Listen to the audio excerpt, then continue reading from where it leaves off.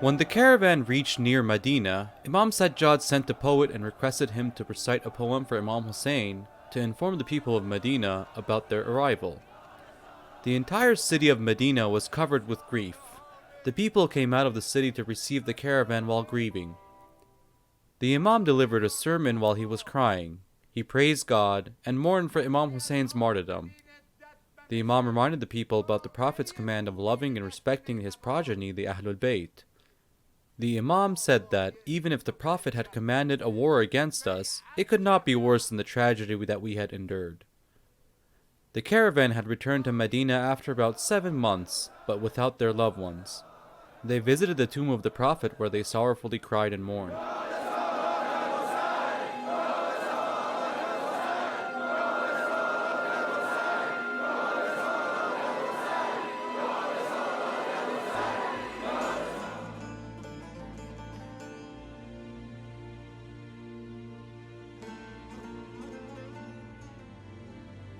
When in Medina, Imam Sajjad visited Salamah, the Prophet's wife, and requested for the items that Imam Hossein had entrusted her prior to departing Medina. Imam Sajjad then received the swords of the Prophet and Imam Ali, as well as the other holy scriptures that were the special belongings of the Imam of the time. Furthermore, Imam Sajjad had received a scroll from his sister Fatimah that Imam Hossein had entrusted her on the day of Ashura to pass it to Imam Sajjad.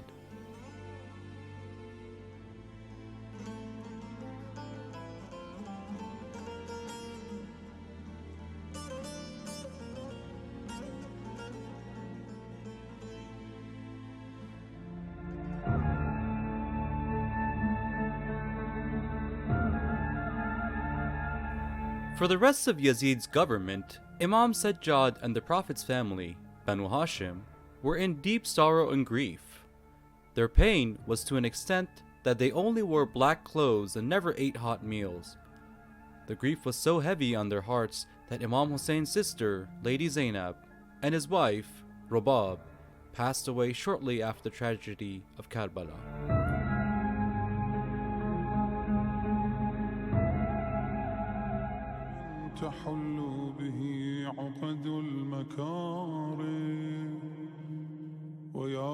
During this time, the Imam's activities and interactions were under intense surveillance by the government, as Yazid feared an uprising from the Imam to seek revenge for the tragedy of Karbala.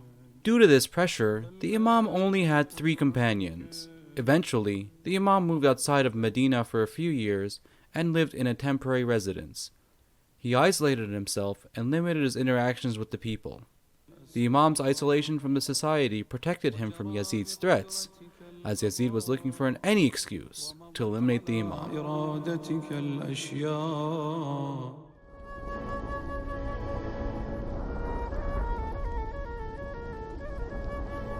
During this isolation, the Imam occasionally traveled in secret to visit the hidden grave of his grandfather Imam Ali in Najaf, and his father Imam Hossein in Karbala.